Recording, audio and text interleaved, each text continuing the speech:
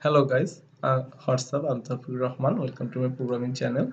And you see, this is one of my products, tutorial app with quiz on Code Canyon, and I'm making customization video tutorial of it. And hope that you have already purchased it. And here is the documentation link. Right click it. I have already opened it. And today I'm going to show you how can you remove the ads from the entire application.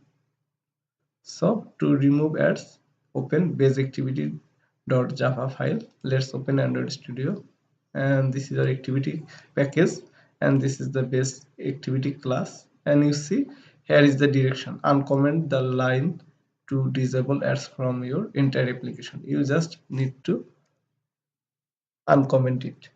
So to remove ads, you have to do just uncomment it.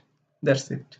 So for today, that's it. Thank you very much for watching, and please don't forget to subscribe.